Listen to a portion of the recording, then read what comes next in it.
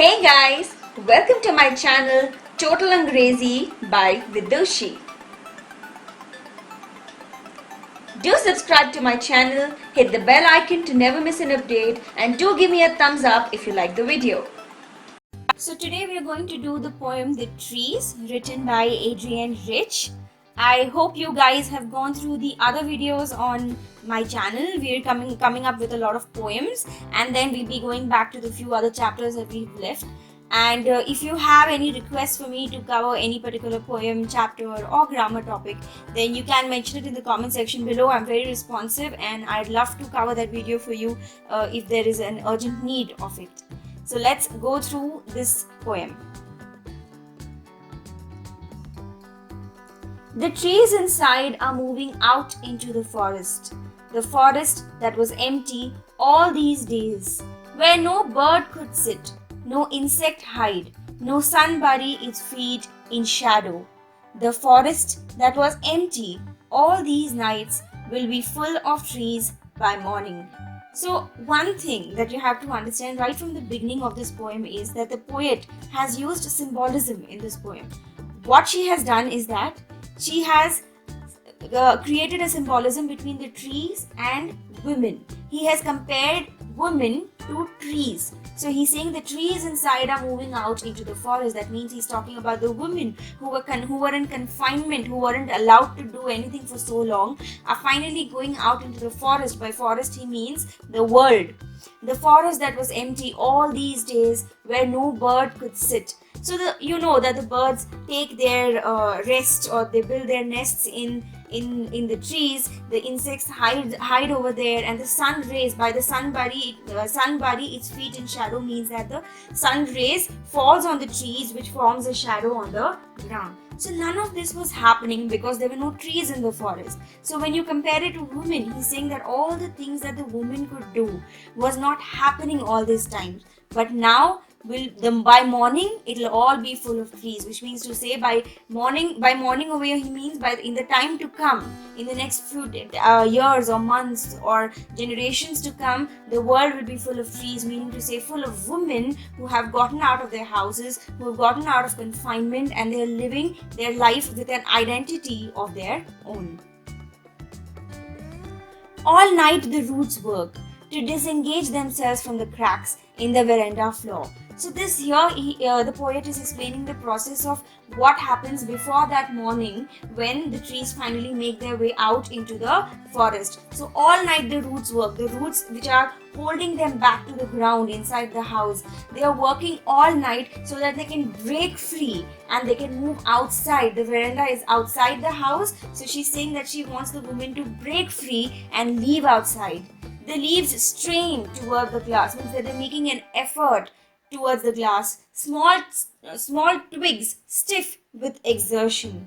Long cramped boughs shuffling under the roof, like newly discharged patients, half dazed, moving to the clinical doors. So she's explaining how women are feeling during the time when they're actually making their first step towards making outside. The roots are trying to fall out. The leaves are trying to break the glass windows that was holding them back for so long, and they're trying to make its way outside. The twigs, the small trees or the shrubs or the small stems, they are making an effort. The long cramped boughs shuffling under the roof, which means the main branch of the tree, which up until now was inside the roof, it was inside a house, now it is all trying to step outside like newly discharged patients. Here now she's comparing the trees and the women to patients in a hospital, half dazed. Why are they half dazed? Because people, when they come out of the hospital, usually they are subconscious due to the injections and the medications. They are under the influence of drugs, so they are half dazed and they're moving to the clinic doors, which means to say that they're quite confused over here. They don't know what to do. All they know is that they have to make an attempt to step outside, to go out of their confinement and live a life full of freedom. I sit inside Doors open to the veranda, writing long letters. So now the poet is talking about herself, how she's sitting with the doors open in the veranda and she's writing long letters in which I scarcely mention the departure of the forest from the house. In these letters, she hasn't written a word about these trees reaching the forest, which means the women leaving their houses to step inside the big world. The night is fresh, the whole moon shines in a sky still open. The smell of leaves and lichen still reaches like a voice into the rooms. Now again, there is a lot of hidden meaning in these lines. She's saying that the night is fresh, the whole moon shines in a sky still open, which means that the sky is still open. There are still no trees to block the shadows from the sun and the moon. The smell of leaves and lichen still reaches like a voice into the room. So the leaves and lichens, now she's comparing them to the voices of the women who are screaming inside to beg for freedom. My head is full of whispers which tomorrow will be silent. So through these shaking of the leaves, through the shaking of the lichen, the sound that it is making, she's being reminded of those whispers and screams of the women who are waiting to get freedom. But she knows that tomorrow it will be silent because they're finally going to make a move outside. Listen, the glass is breaking. The trees are stumbling forward into the night. So now we've reached the end of the poem and it's the climax of the poem. So she's saying, listen carefully. The glass is breaking, the glass where the leaves were standing to break outside. The trees are stumbling forward into the night. The women are now finally taking their first step outside towards freedom, towards identity, towards their own life. Winds rush to meet them. So here you can say by winds, you can say the other people, the other creatures, they're all rushing to meet them because for so long they haven't been able to see them outside. The moon is broken like a mirror. Its pieces flash now in the crown of the tallest oak. So what does it mean? The moon is broken like a mirror. By this she means the moon rays, the moonshine. It is now breaking into flashes because now it is finally hitting a tree which is forming a shadow on the tallest oak, which means from the tallest women. That now goes to show that they are on their first way towards success. I hope that with this explanation, the poem has become much easier. The symbolism has become much easier. Let's quickly get into the summary. But before that, subscribe to our channel if you haven't already. Give us a like. You can also follow us on our social media handles on Twitter and Facebook at Total Angrezi. So stanza 1, the poet uses symbolism in the poem like I said. The trees to reflect the lives of confined women. Trees refers to women. She talks about how women who stayed indoors are now ready to venture out into the open. So far, the forest, which means the world, has missed these women, and therefore so many other forces couldn't accomplish their tasks, which means to say that so many other things were pending in the world and they were dependent on women, and so they couldn't accomplish their tasks because women weren't outside in the world. So if we compare it to trees, who are those people who couldn't accomplish their tasks? The bird couldn't build their nests, the insects couldn't find a place to hide, the sunlight could not form shadows. But there is a ray of hope because this empty forest will now grow trees, which means to say that the world will now see women step out of confinement.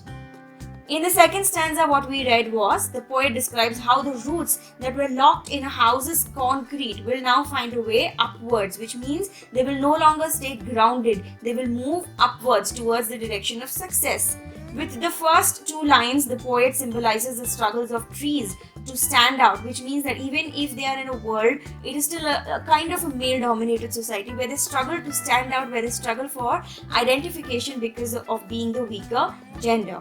The tiny stems make an effort to reach outside and the leaves try to make their way outside the glass. All of this relates to how women have to invest a lot of time to make place in the world outside. So now you see you have a symbolism connecting to each line with a proper explanation.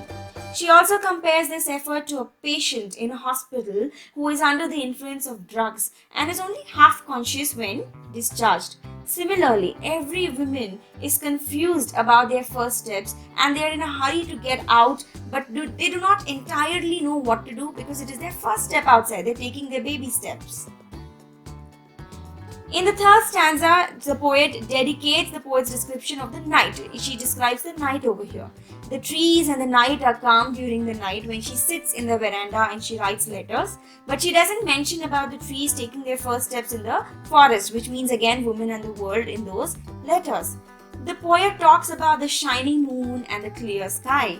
The smell of leaves and lichens symbolizes the screams of the many confined women who never left their rooms and now their desire to move out. And the poet wants to silence these sounds which he knows will silence on the next day.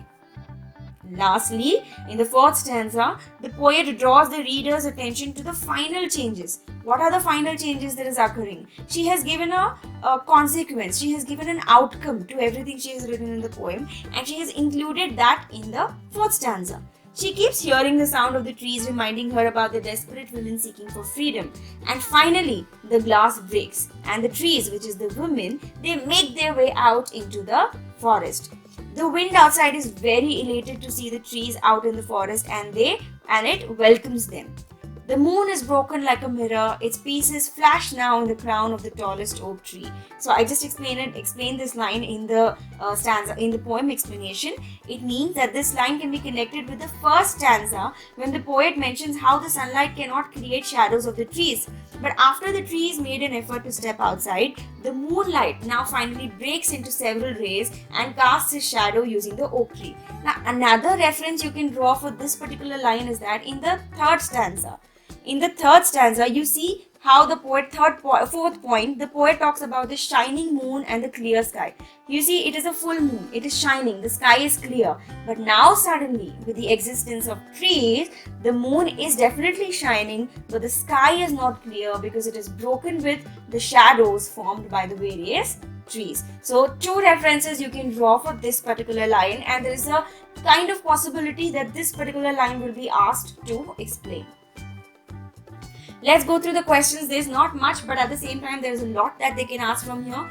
If you understand the explanation and if you read the summary and I give you full permission to use the points from the summary for your answers, then I'm sure you can answer any questions that is thrown your way from this poem. What are the few things that cannot take place in an empty forest? We just went about them. The birds will not have a place to sleep, the insects do not have a place to hide, and the sunlight doesn't have a way to form shadows. What does the poet mean by the phrase sun's feet? It means the sun rays. Why does the poet use the word cramped for stems? Which means, the cramped means what? When everything is put together and it is completely suffocated. So here he's talking about the women, their desires. It's all cramped. They are feeling suffocated inside and now they are seeking freedom.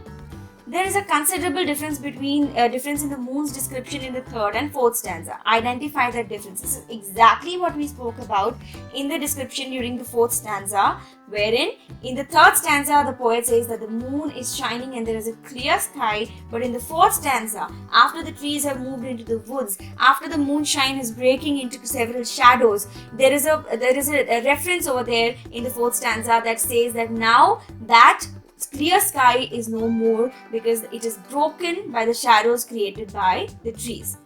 Will there be any sound in the house after the trees move outside? No, because the sound was that of the women who were feeling confined. It was their screams and desperation for freedom. And now that they are outside, they don't need to scream anymore. How can you draw a connection between man and nature after reading this poem? So this is again a self-descriptive answer. You can draw a connection. If I were you, what I would say was, firstly, you can see in this poem that how through trees, the poet has tried to show how sometimes we confine people who are not in our control. And you can connect this with nature by saying that even though we are not so resourceful, we are not making good uses of our natural resources, we are still doing a lot to hinder our environment by deforestation, by spoiling our atmosphere, leading to global warming. And so this is how you can say that how human beings are always forcing things in the negative way. One, the forcing of the women to stay in confinement, and now how we are forcing the nature to change, which is causing harm only to us. Explain the poem in your own words. Now, I am sure that after this explanation and summary, you'll be good enough to explain this poem in your own words. Keep watching our channel. We'll come back soon. Thank you.